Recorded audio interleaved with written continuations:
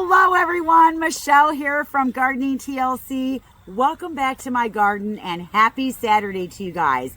I hope you're having a great start to your day. I am out here today and it is absolutely beautiful out here. So grab a cup of coffee. We are going to settle into this August edition of Garden Gab. We are going to gab in the garden about the garden, answer questions from the previous videos, answer follow-up questions from other questions I've asked previously, and then talk about some things that are coming down the pipeline. All right, you guys ready? Let's jump in.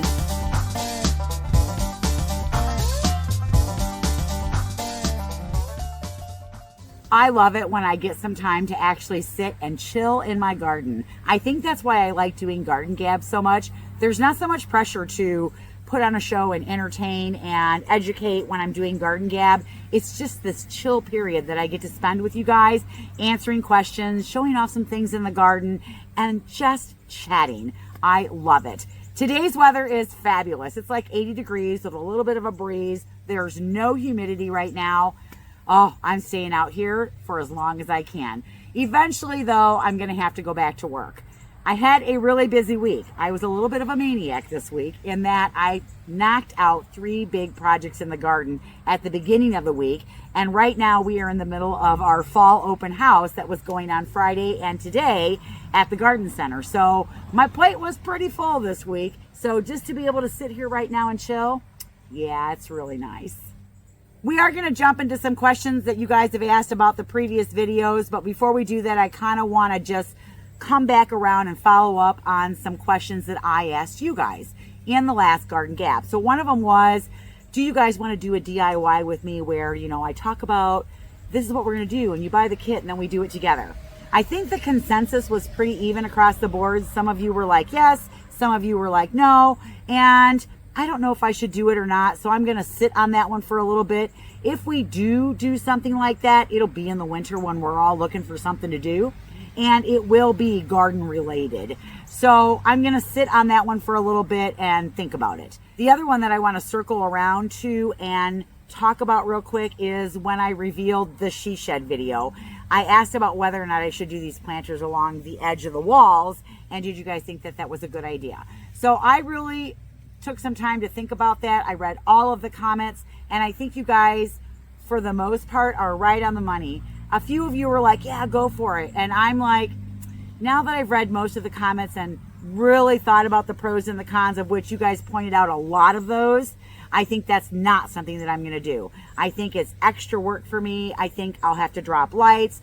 And, you know, will I take care of it? And I'm going to say, probably not. So I'd probably be better served to build like little shelves in there and elevate stuff up off the floor along the edges of the wall. So I might do something like that. So thank you everybody who gave feedback and weighed in on that. You absolutely helped me make up my mind. Another question that I asked in the last Garden Gab, or maybe, yeah, it was during the viewer submission Garden Gab.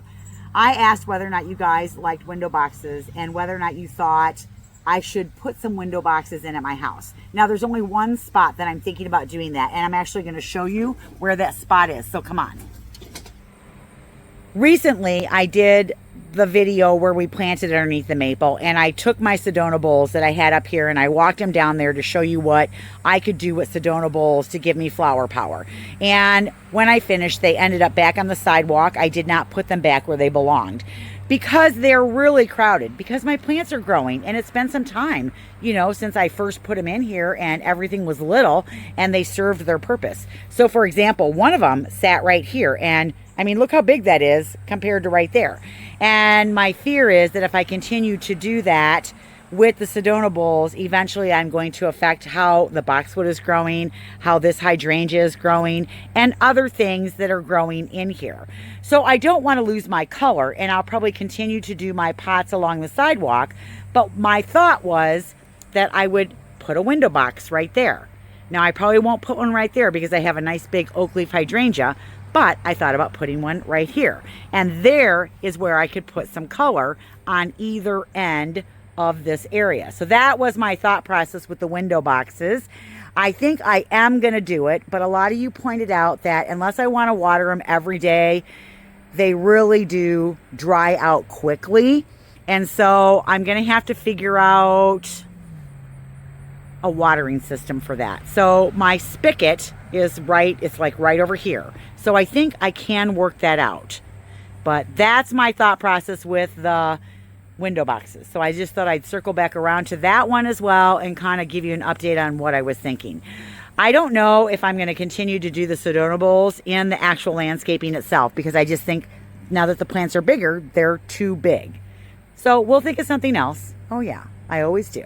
This is where the Sedona bowls will go. So if you look down here, you can see little white flags. There's one there, one there, one there, one there, one there. That's where I will insert Sedona bowls with the Impatiens next year. And we'll have serious color down there. Oh yeah. I also want to follow up on my Hyper Tufa. We did get some comments where people said that they had made it in the past and that it broke on them after they started watering it. I think if you make them thick enough and you let them cure long enough before you plant them and start watering them, you don't have that problem. These cured for at least 30 days before I planted anything in them. Now, I tried several different things trying to get this moss to grow. I have done this in the past and it just was not working. And I don't know if maybe it was because I coated them with that paint and it was so fresh, and then I put that mix on there. I had some little pieces that were starting to grow. You can kind of see it right there. And then it died out. And it was like, oh, come on. So I kind of got it started. And you can see there's a little bitty bit that started right there. But I just could not get it going. I'm going to try again in the spring. I've done it before on terracotta pots. So maybe this is different because I did coat it with that paint. And that's why it's not working. Because I've had it work every single time on a terracotta pot. So I am so sorry if, I told everybody to do this and it's not working. But it has worked before, so I don't know what the problem is. But I did get them planted up and they do look really cute. So those are all my follow-ups, and now we're going to jump into some questions. These questions are just random. They're not attached to any particular video. And if they are and I need to give you a frame of reference, I will. But most of them are general questions that I can answer and give you the answers to. And maybe some of you had these same questions and you want the answers too. Or maybe some of you just like to hear me go on and on and on about gardening. I don't know. I like to hear myself go on and on and on about gardening. All right, let's jump into the first question. The first question comes from Adriana Nebula. Is there anything we can prep for ourselves over the winter if we want to plant along with you? And I will tell you, if I'm going to seed start or if I'm going to be doing things this winter for spring, whether it's dormant seeding, it's going to be winter seeding, it's going to be winter sown jugs, or doing seed starting trays, I will definitely clue you into what I'm doing so that you can do it along with me. I think when I'm doing these parts here, I think what I might do though is maybe do a post letting you know that this video is coming, because sometimes I can be 2 and 3 days ahead of where you're at. And then by the time you go get all your supplies and do everything, if you're going to do it along with me, you could be up to a week behind me. So I'll try to put those little notices up so that you know what's going on. Carrie2222 wants to know, I'm wondering if you have any hints to keep pea gravel from migrating into your lawn or mulch. So for me, if I'm going to use rock, there has to be some kind of border. Whether you're using that cheap black contractor's edge, you're using brick edging, you're using little boulders, you're using something that's going to keep the rock where the rock's supposed to be. And that is off your lawn, off your other mulch, or wherever it is that you're putting it. That is what I make sure that I always do, or I guarantee you it always finds a way to migrate into the grass or into the mulch or someplace where it's not supposed to be.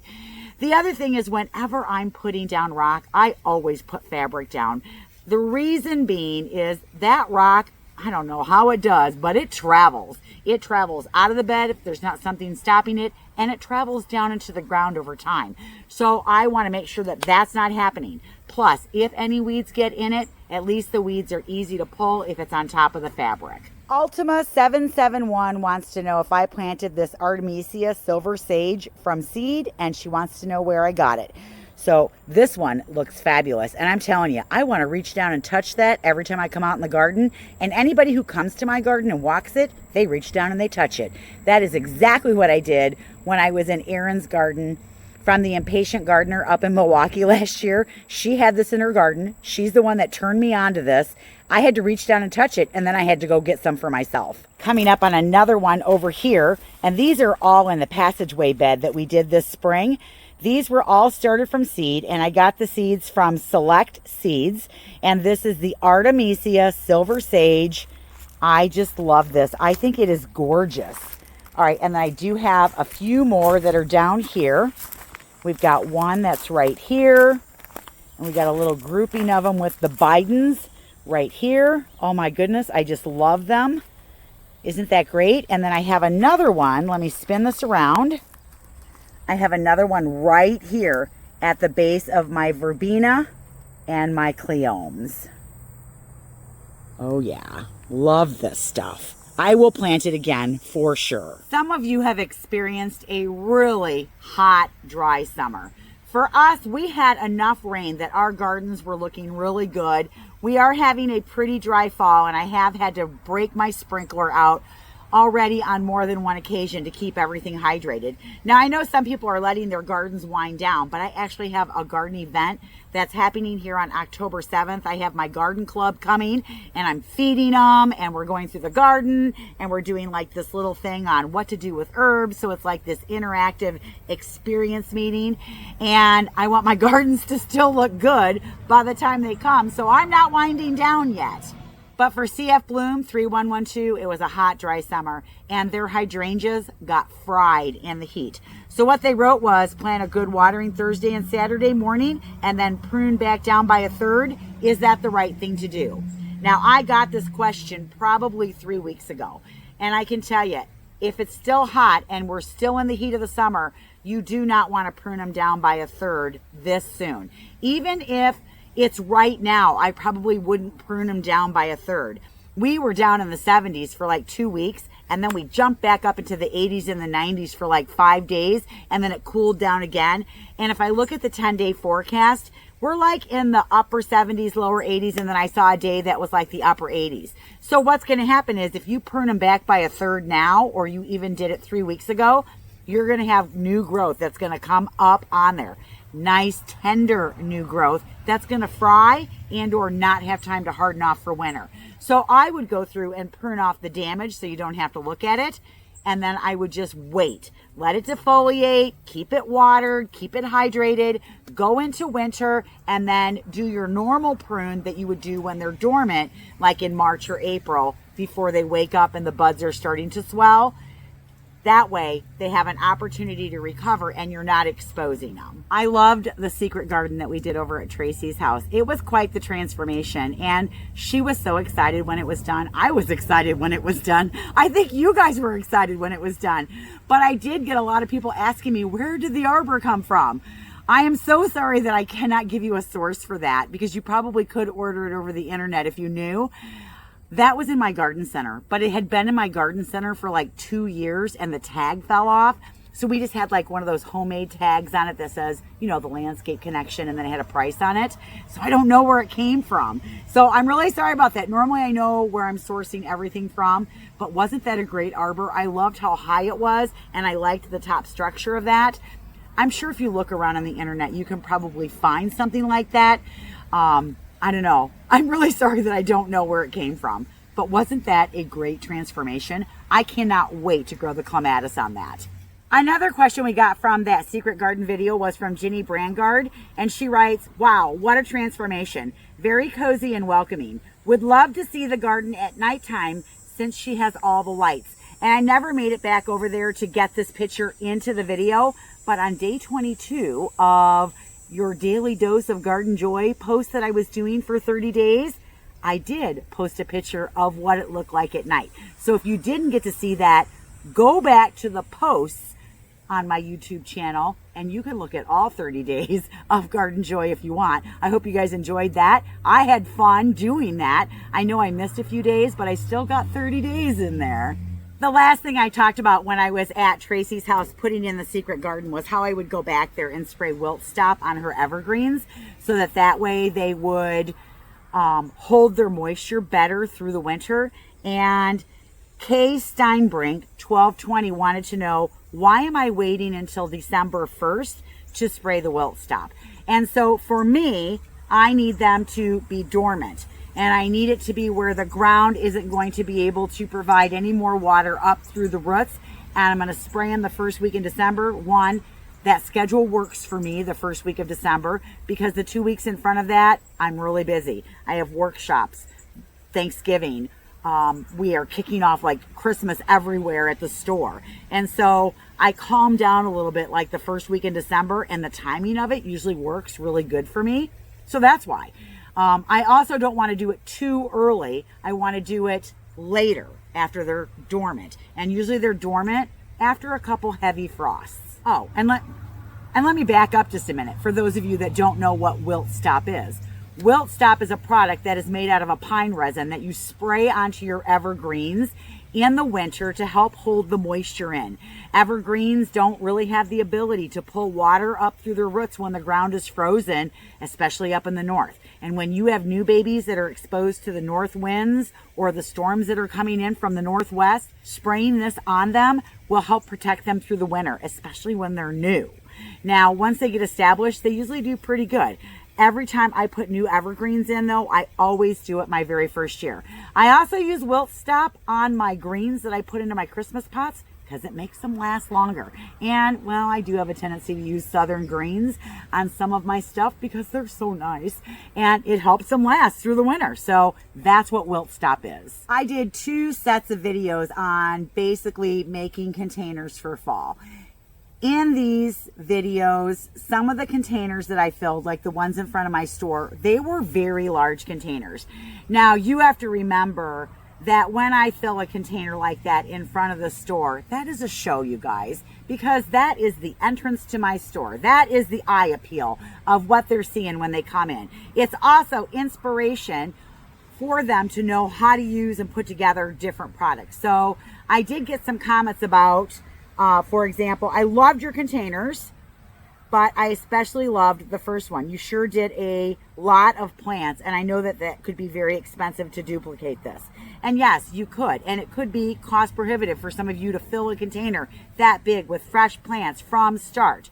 But remember, you can change out what you're doing. You can do it on a smaller scale, but you can also grow a lot of this yourself. And I will be doing that next year. This comment made me really think about that. Sometimes, you know, for me, it's just a given because I own a garden center, so I just go get the stuff and I put it in. I had another person say that they were paying like $15 for like a 3-inch pot. And I'm like, oh my gosh, where do you live? I don't charge that at my garden center for a 3-inch pot, but I'm just like, oh my gosh, who pays that? Well, I wouldn't even pay that. So it got me to thinking, I kind of went off on a tangent, but it got me to thinking, next year, before I do the fall containers, I'm going to plant up a lot of my stuff. You can plant marigolds from seed. You can plant pansies from seed. All of those cabbages, you can plant from seed. The Swiss chard, the dinosaur kale, all of that can be planted from seed. And I think I'm going to start that next year, and you guys can plant along with me because, you know, next year I'm going to have that new vegetable flower married area over there.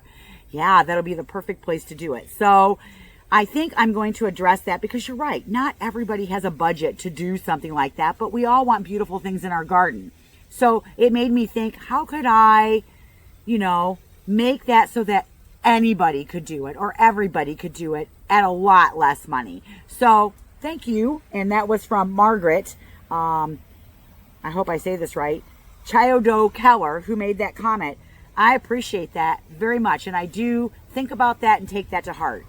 Over at my friend Leslie's house, we installed some pavers. We did an edging around the pool and put rock down. And then we did a little bitty planting in the back corner. We did have somebody ask, Ann Velium, how do I keep green mold from growing on the rocks when they get wet and there is no drainage? Well, I always make sure that there's drainage whenever I put in some kind of patio. We put that fabric down and it is permeable and the water will flow through. It doesn't pool on the bottom. And everything was done kind of at a little bit of an angle, sloping away from the pool. And we did the exact same thing when we laid the pavers that were coming down at the bottom of the step. We did a slight grade slope on that so all the water would sleuth away. When we're using polymeric sand, that is permeable and the rain will wash through it. And that's why we do a base with the gravel so that all the water will drain underneath. So if you're having the problem where that is happening, it might be that you have to take it all up and get drainage in there. If you have an area where, you know, it's not draining and you can't make that happen, you might have to put a French drain in. And basically what that is you're putting in a drain where the water will go and a tube that will take it over here someplace else. That's what a French drain or even gutters and drain tile on your gutters does. You just take the water from one place and you move it someplace else. And that might be the solution that you're looking for.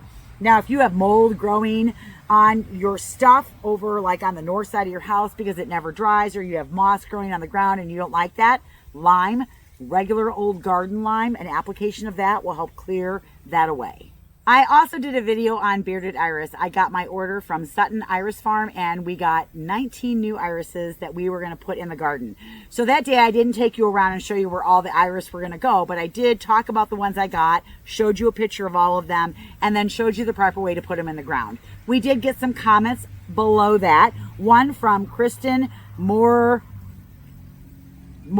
I don't know if I'm saying that right. Help! I have planted bearded iris 10 years ago. I've never had them bloom. I've divided them. I've put them north, south, east, west, southeast, Australia. So, couple things. 1, make sure you're not overwatering them. 2, make sure they're in full sun. And 3, make sure that rhizome is not buried deep in the ground. It's the number one reason that iris won't bloom is if it's planted too deep.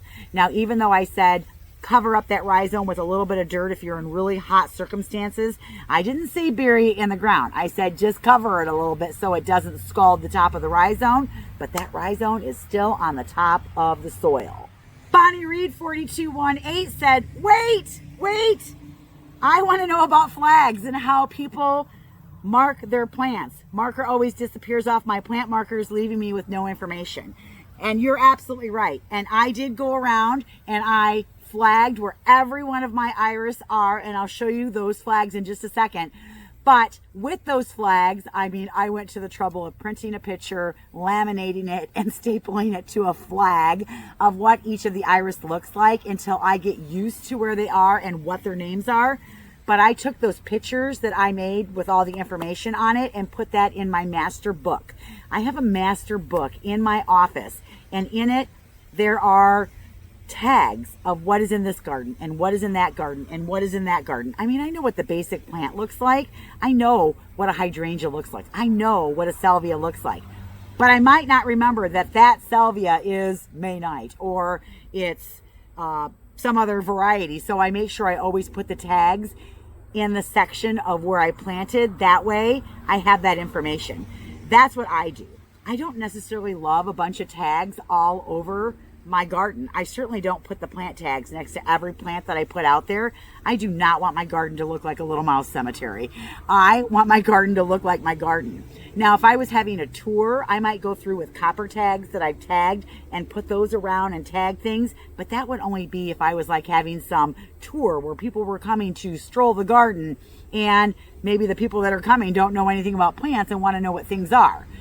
But outside of that, yeah, I have the exact same thing happen to me if I use marker. They fade. Now, the best non-fading marker I've used has been it's called the garden marker. And it actually lasts a little bit longer than a Sharpie. But outside of that, I don't know what else to tell you. But let me show you the flags that I did for the iris that I have in the garden now. Here is one of the, in fact, this is the iris that we planted that day in the video. But here is the tag right there. It's the Cordoban leather. Right there, and if I pull it off the flag, I put all the details on the back. It's an early bloomer, it gets 35 inches high, and so I have one of those flags with a picture on it every place I planted an iris. I had so much fun that day going around and figuring out where I wanted to put the different irises. Oh my God, it was so much fun. So here's another one right here. See, this one is the double shot, and that's the picture of what it looks like. And then if I jump across the way over here, I know that this grass is going to be gone because it's an annual grass. So down here, this is the revitalize, and I wrote whether or not it was a rebloomer. And then I did that throughout the garden. So I have another one over here. See, there's another one. And I have a little tag here. That one's called Again and Again. And so throughout my garden, I have these picture tags, and they'll stay there probably Oh, I'm going to guess they'll stay there through the end of spring and the iris are done next year. But I can always reference again in the book. So that's what I do. Chillinane. Oh my God, I don't even know if I'm saying this right. Chillinane Villeneuve 411. I hope I said that right. Probably not. I'm sorry if I said it wrong. Writes, I love the plants inside the gravel pathway. So she's talking about the passageway bed over on the other side of the house. Question, it looks like mostly annuals, but I think a few perennials. Are you concerned that they will impede too far into the path as they get bigger? Also, I have only grown Bidens in containers, and I have had trouble with them blooming throughout the season. Do they bloom continuously in the ground or go in and out of bloom? All right, so there are annuals over there because it is the first year of that planting. So there's probably more annuals than there will be in future years as I'm waiting for things to grow up. So as things are growing and getting bigger and I, add more textural things to it, the annuals will probably back off. I think that there'll be some annuals that I will always put over there because I absolutely fell in love with them. Bidens being one of them. So that pretty pink Biden that I put in, oh my gosh, I loved that. And yes, I had the exact same thing. I have tried growing Bidens in containers and always was disappointed with their performance. But the minute I put those suckers in the ground, oh my gosh, they just are awesome. And no, they did not lag out. They bloomed and bloomed and bloomed. Now remember, I fed them weekly with a water-soluble fertilizer like I do all my annuals. So if you want your annuals to perform like that, you do have to fertilize them and feed them. If you don't, yeah, they're going to be kind of scraggly, leggy, and probably won't bloom all summer. You got to feed them. That's the trick. But oh yeah, I will definitely put Bidens in again, and I will definitely do Alyssum. I don't know that I'll do like petunias and some of the other ones that I had in there because the stuff is going to get bigger as it grows, and I might find some other textural things that I love. Now, I did also plant mangaves over there, and I will be digging those up and overwintering those in the office. So, yeah, we weren't just going to plant those once and be done with them. They were a little pricey, so we want to hold on to those. As far as everything else goes over there, there's a good mix of perennials and shrubs, and I think it's going to serve me well. I think I picked the right size for how big everything's going to get. Sometimes things grow bigger than tags say, and if it does, we'll deal with it then. But for right now, I think it's doing pretty good. I think it looks pretty awesome. Do you want to go take a walk through it? Let's go take a walk through it. While we're walking over there, I still got some things to plant, but while we're walking over there, let's just take a look real quick at this little area right here. So this is coming up in a couple weeks. This is the holding bed from when we redid the bed that I just walked through. And I've never done anything with it. So we're going to be cutting this all back, digging it up, and moving it to their permanent homes, and then putting in here what's going to be here from now on. So watch for that. It'll be about transplanting and all that good stuff, and then we'll plant some really pretty things. All right, let's take a look at the sidewalk bed. Don't look at the hose, you guys. Sorry, I just got done watering over here. Okay, so if you look this way, you can see, you can still walk through the path, and it is not a straight line. Do you remember when we put those boulders in, it was a straight line, and I said by the time everything grows in, it won't be? Now, I love the zinnias. Oh my gosh, they are so gorgeous. I think next year, though, I'm going to do a shorter one, because I think now that this side is planted up, I think the shorter zinnias will look better. When I planted the tall zinnias last year, this wasn't here. So yeah, next year I'll do shorter ones. But oh my God, I love this. Isn't this great? So see, that's a perennial. That's an euphorbia. And that is the rainbow ascot. We've got the autumn moorgrass here. We've got our blue globe spruce. We've got a weigilla, another euphorbia. See, then we get a little patch of annuals in here. But then we've got a shrub here. So you go down. There's a shrub there. There's geums there. So it's not all annuals. There's just more annuals this year than there normally will be every other year. Like this is a pretty heavy presence right here. There probably won't be this many. But I definitely love the Bidens. Aren't those awesome? Look at those. They're just great. I love them. See, and then we spill it over to the other side as well. And we just keep going down. I just think that this bed is everything I wanted it to be. Now, did you guys see in the video where I ripped out the castor beans? I absolutely love those. I'm going to do it again, but I'm going to put them out there. Oh, yeah. Because they were everywhere. They were so big. I didn't expect that. but I did like them. They were pretty cool. All right, so that's this bed. I'm loving it. I think it turned out awesome. See, I drag around hoses in my garden just like you do, and sometimes I don't put them away. I think sometimes I take for granted how much I actually know. And yes, I don't have a degree in horticulture or anything like that, but man, I've been doing this my whole life. I was a landscaper for 15 years and a designer. I own a garden center. I'm pretty much self-taught through trial and error. But we get some questions every once in a while that make me kind of take a step back and go, I really do sometimes take for granted what I know. I always try to teach with the expectation that the person that I'm teaching maybe doesn't know anything, but not always. Sometimes I forget that.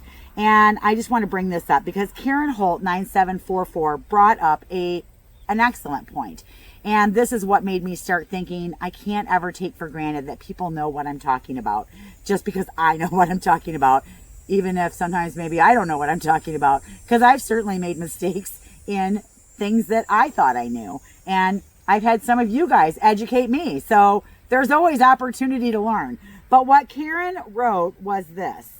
I heard that when growers call dwarf evergreens dwarf, do they actually get very tall? Do they take over after 10 years or so? So one of the things you have to remember is that the term dwarf, it's relative. Okay, let's take a lilac, for example.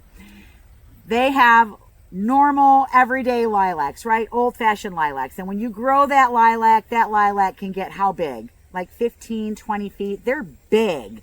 All right.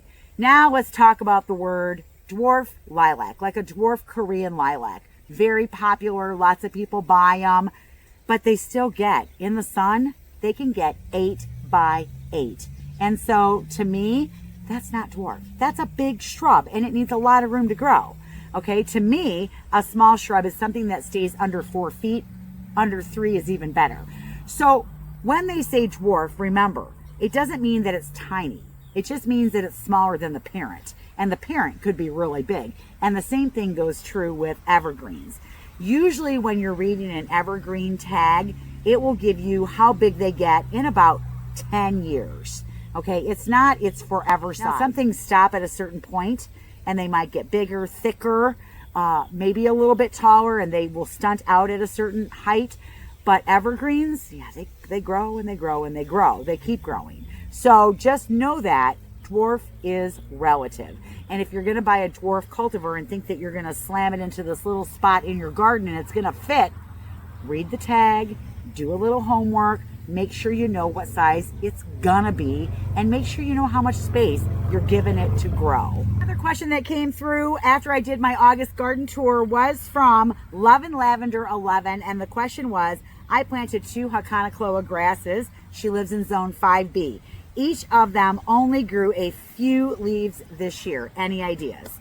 Well, I can just tell you my own experience with Hakanakloa, and I've lived in 2 houses where I tried to grow it. So in my very first house, I had this pond in the backyard, and I had like kind of crappy dirt. It was near a maple tree underneath where this pond was, and I tried to grow Hakanakloa grass, and it did that. I bought this really nice plant, and it grew that first year, but then by the end of the season, it was getting smaller instead of bigger, and I didn't cut it back because they said not to through the winter, and I left it up, and it looked okay, and then the spring came, and it was like the most scraggliest little thing you've ever seen, and then it kind of disappeared after that. So what I found after I did a little research, because I didn't do my homework first, was that they want really rich, well-draining soil. They are not going to grow in soil that's icky, that's heavy clay, that doesn't drain. They want rich, organic soil. So my patch of a Hakanakloa that I have over here, and I'll take you over and show you in just a minute. How did I get that to grow like that? Because y'all know I have clay everywhere. Well, what I did was I took some cut wall stone and I put it in the garden, and I took a bag of compost and I dumped it up behind that cut wall stone, and I planted those Hakanakloas right in that compost. And look at them today. These are now 5 in their 5th year, and they look fabulous. Let me show you. I get to go down my new steps. So cool. So this is my patch of a Hakanakloa grass. This is 3 grasses. Isn't that great? And this also answers another person's question. WL Weiss 1 wanted to know, what are those gorgeous chartreuse plants on either side of the Russian Celtic Pride? So this one is the areola, and it's got a variegated foliage on it. Isn't that great? Here's my Russian cypress. And on the other side, I have another one that I just put in this year, and this one's called All Gold. So that one's a brand new one. Oh yeah, isn't it great? I love it. All right, this is the best thing I've done in my garden this year. I don't know why I didn't do it sooner. I love this. It is so awesome. There is one more viewer submission Garden Gab this year, and that is next Saturday. And Tuesday is your deadline to get things to me. So they need to be in my mailbox by midnight Central Standard Time on Tuesday. This email right here, okay? And for those of you that are new and maybe you're just checking us out for the first time, the viewer submission picture is where we actually travel into your garden, and our Garden Gab is about you, not me. I don't know if it's about me. I mean, I talk about the garden, but it is a little bit about me. All right, well, anyways, that Garden Gab is about you and beautiful things in your garden. And the whole purpose of it is to see what other people are doing in their garden and to be inspired. If you want to be inspired, hands down, go visit somebody else's garden. You will be inspired every single time, because people are amazing and their imaginations are amazing. And I love going to other people's gardens, and I love when you guys send your pictures in. So what do I need? I need one picture. Stop making me choose between 7 and 8 pictures, you guys. That is so hard. One picture. All right. Take it in a landscape format. That means you have to turn your phone the long ways. If you take it straight up and down like this, I can't use those pictures. They stretch and they don't fit on the screen, and then I have to throw them out, and then I feel bad that I didn't get your picture up on the screen, and then you're like, how come she didn't use my picture? Well, because you took it in the wrong direction. All right. Now, the other thing you have to do, though, because I won't use the picture either if you don't tell me who you are, what we're looking at, and what zone you live in, what state it is. All right. Any other things I want to talk about? I will bring up the newsletter again. If you guys want to get the newsletter, it's absolutely free. You just go to this link right here on my website, click the button to get the newsletter, fill in the information, and my assistant Courtney will make sure you get on the list. Now, for those of you or any of you that did this and then Courtney didn't get you on the list, I'm really sorry. Send it in again, because you should have, if you did it a while ago, well, if you did it before September 1st, then you should have gotten the September newsletter. We only send them out once a month. And usually it's sometime within that first 5 days of September. If you just did it and it was after September 5th, well, you won't get one until October.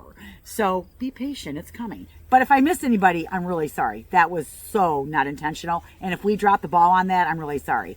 All right, the other thing is, tulips and bulbs. Next week, we will have a video on tulips and bulbs. We will have these for sale. The way we're going to do it is I'm going to talk about all the ones that are for sale, and then you can go to my Facebook page and you can go to the post section of my YouTube for a list and a price of all of the bulbs. You can call the garden center and we will ship the bulbs out. Now remember, I'm sorry you guys, I can only ship in the continental United States. I have not figured out how to ship outside of the US that isn't cost prohibitive for both you and me. So right now just the United States and the continental 48. So those will be available for sale, and the pricing is going to be, it's going to be pretty awesome. It'll be the best pricing for you. It'll be better than the pricing that I do for my customers at the store. Yeah, it's going to be just for you. So if you want in on that, make sure you jump on board. Now we'll do another bulb video, but it won't be until October, and that video is going to be not how to plant a bulb, because I've done that video and there's lots of videos out there about how to plant a bulb. This is really going to be about strategically planting your bulbs. How do I strategically plant them, and how do I get that look? That's what the video is going to be about, because I think that's what you want to know. We also are going to be redoing that little bed at the end of the garden, and then I have my vegetable and flower area that we are creating that's going to be a marriage of the two. We will be going over all my thoughts on that. That's coming up before the end of the year, and then a whole bunch of other fun things too. I kind of wrote a schedule out, and I'm like, all right, I'm good. I can finish out the year, and there are going to be some really interesting fun videos, so stay tuned for that. We will do one more Garden Gab in, October, November. I don't know, is it September now? October. Oh my gosh. In October, we will do another Garden Gab in October, and it'll just be a question and answer session. And I'll probably do one in November as well. And then we'll break in December and not do one. And then I'll probably do one winter one, maybe in February or March, just like for the whole winter. So that will kind of wrap up Garden Gab for the year. I so enjoy doing this with you guys, and I know it's mostly my regulars that come on here, and I appreciate you guys like you would not believe. And I hope that you love this little community that we're creating here. I know I do. And for me, it's a beautiful thing. I love it, and I love you guys. All right, so that's all I've got. Thanks so much for watching, and we will catch you in the next video. Bye, everyone.